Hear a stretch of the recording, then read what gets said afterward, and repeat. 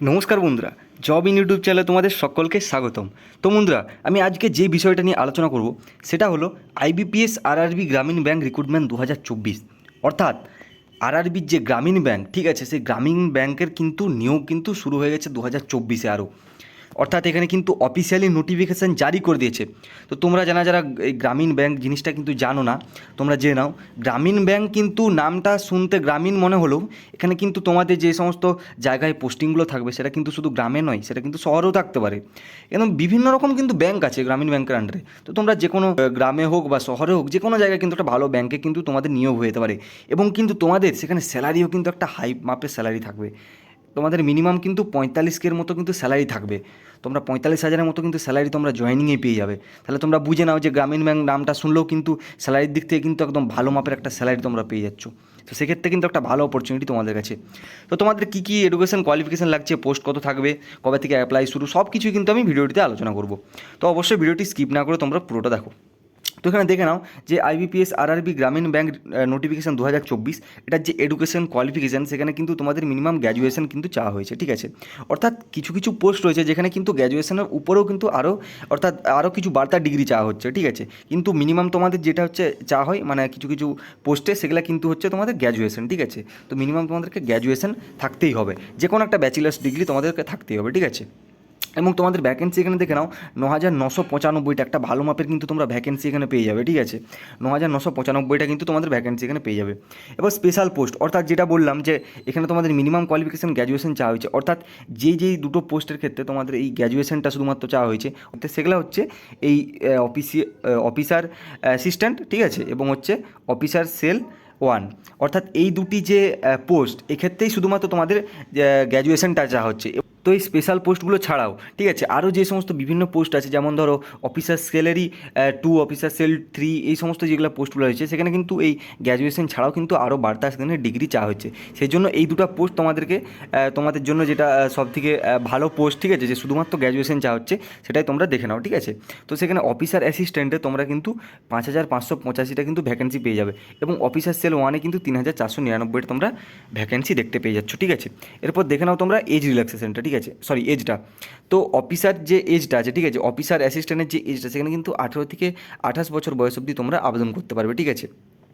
এবং তোমরা যারা হচ্ছে ওবিসি রয়েছে তারা কিন্তু এই বয়সের উপর 3 বছর ছাড় পেয়ে যাবে, এবং যারা এসসি এবং এসটি রয়েছে তারা 5 বছর ছাড় পেয়ে যাবে, এবং পিডাব্লিউডি ক্যান্ডিডেট 10 বছরের ছাড় পেয়ে যাবে। এবং যারা অফিসার সেল 1 এই যে পোস্টটাতে যারা আবেদন করবে তারা কিন্তু তাদের বয়স হতে হবে কিন্তু 18 থেকে 30 বছর বয়স অবধি, ঠিক আছে। এবং তাদেরও সেম এরকম ওবিসি যারা রয়েছে তারা 3 বছর ছাড় পেয়ে যাবে, এবং যারা এসসি এসটি রয়েছে তারা 5 বছরের, এবং যারা পিডাব্লিউডি রয়েছে তারা 10 বছরের ছাড় পেয়ে যাবে। তো এই গেল এজ এবং এজ রিল্যাক্সেশন। এরপর দেখে নিই যে তোমাদের যে এক্সামটা হবে, ঠিক আছে। তো সেই এক্সামটা কিন্তু কেমন হবে, তো দেখে নাও যে এক্সামটা, সেখানে কিন্তু তোমরা দুটো এক্সাম কিন্তু তোমরা দেখতে পাবো, অর্থাৎ একটা প্রিলিমেন্সের মতো ধরে নাও। তো ফার্স্ট এক্সামটা কী হবে না, ফার্স্ট এক্সামে তোমাদের থাকবে রিজনিং এবং হচ্ছে ম্যাথ। অর্থাৎ রিজনিং থেকে 40টা কোশ্চেন থাকবে 40 নম্বরে, এবং ম্যাথ থেকে 40টা কোশ্চেন থাকবে 40 নম্বরে। টোটাল কিন্তু এখানে 80 নম্বরে তোমরা কোশ্চেন দেখতে পাচ্ছ। সময় থাকবে 45 মিনিট, নেগেটিভ মার্কিং 1/4। অর্থাৎ তোমরা যদি 4টা কোশ্চেন ভুল করো সেখানে কিন্তু তোমাদের 1 নাম্বার কেটে নেওয়া যাবে, ঠিক আছে। তো এই গেল এক্সাম 1। এটা কিন্তু শুধুমাত্র এই যে এক্সাম 1টা, এটা কিন্তু শুধুমাত্র তোমাদের পাসের জন্য, ঠিক আছে। এটা কিন্তু শুধুমাত্র তোমাদের এক্সাম 2-এ কোয়ালিফাই করার জন্যই এক্সাম 1টা। এখানে কিন্তু সেরকম মেরিট কোনো রকম উঠবে না। তো মেরিটটা কোথা থেকে উঠবে না, এক্সাম 2 থেকে, ঠিক আছে। এক্সাম 2-এ তোমরা দেখে নাও যে রিজনিং থেকে থাকবে তোমাদের 40টা কোশ্চেন 50 নম্বরে।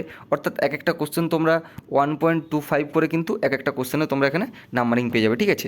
রিজনিং থেকে 40টা কোশ্চেন 50 নম্বরের, কম্পিউটার থেকে তোমরা 40টা কোশ্চেন 20 নম্বরের, জিএ অর্থাৎ জেনারেল অ্যাফেয়ার্স থেকে 40টা কোশ্চেন 40 নম্বরের, ইংলিশ অথবা হিন্দি এখান থেকে 40টা কোশ্চেন 40 নম্বরে, এবং ম্যাথ থেকে 40টা করে পেয়ে যাবে। টোটাল কিন্তু 200টা কোশ্চেন তোমরা এখানে দেখতে পেয়ে যাচ্ছ, ঠিক আছে। তো এরপর এটা তোমাদের গেল যে এক্সামের যে প্রসেসটা, ঠিক আছে, যে দুটো এক্সাম হবে। এই এক্সাম 2 থেকে কিন্তু তোমাদের মেন মেরিটটা কিন্তু উঠবে, ঠিক আছে। অর্থাৎ এখানে কিন্তু ভালো পারফরমেন্স তোমাদেরকে করতেই হবে।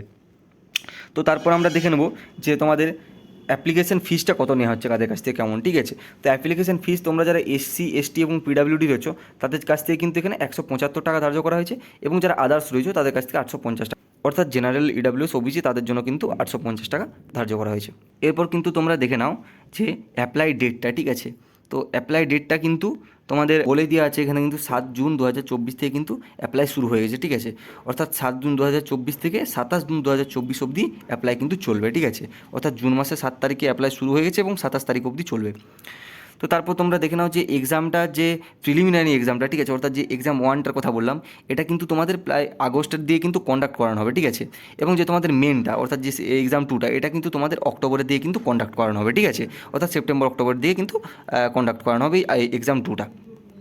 এরপর তোমরা একটা গুরুত্বপূর্ণ জিনিস জেনে নাও যে তোমাদের কিন্তু এই এক্সামের আগে কিন্তু একটা প্রি ট্রেনিং হবে, সেটা কিন্তু জুলাই মাস করে একটা কিন্তু প্রি ট্রেনিং হবে, ঠিক আছে। এটা কিন্তু এক্সামের আগে কিন্তু একটা প্রি ট্রেনিং তোমাদেরকে দেওয়া হবে 22শে জুলাই সামথিং, 22শে জুলাই থেকে কিন্তু তোমাদের একটা প্রি ট্রেনিং দেওয়া হবে। তো এই গেল পুরো ব্যাপারটা, ঠিক আছে। আশা করছি পুরো জিনিসটা তোমাদেরকে আমি বুঝাতে পেরেছি। তো যদি কিছু বুঝতে সমস্যা থাকে অবশ্যই কিন্তু তোমরা কমেন্টে জানাতে পারো। এছাড়াও তোমরা কিন্তু আবেদন যেহেতু শুরু হয়ে গেছে, তোমরা অবশ্যই আবেদন করো, ঠিক আছে। এবং যেহেতু একটা এই ব্যাংকের পরীক্ষা, তোমরা সকলেই জানো একটা ব্যাংকের পরীক্ষা কত একটা টাফ হয়, ঠিক আছে। সেক্ষেত্রে তোমরা কিন্তু তোমাদের প্রিপারেশান ভালো করে নেওয়া শুরু করো, ঠিক আছে। তো বন্ধুরা, আজকের ভিডিওটা ছিল এই পর্যন্তই। ভিডিওটি যদি ভালো লেগে থাকে অবশ্যই একটি লাইক করে দিও এবং আমার চ্যানেল নতুন হয়ে থাকলে অবশ্যই চ্যানেলটি সাবস্ক্রাইব করে নিও, যাতে আমাদের চ্যানেলে যে কোনো আপডেট তোমাদের কাছে খুব তাড়াতাড়ি পৌঁছে যায়। তো চলো বন্ধুরা, দেখা হচ্ছে আবার কোনো নতুন ভিডিওতে নতুন কোনো আপডেটের সঙ্গে। ততক্ষণের জন্য রাধে রাধে।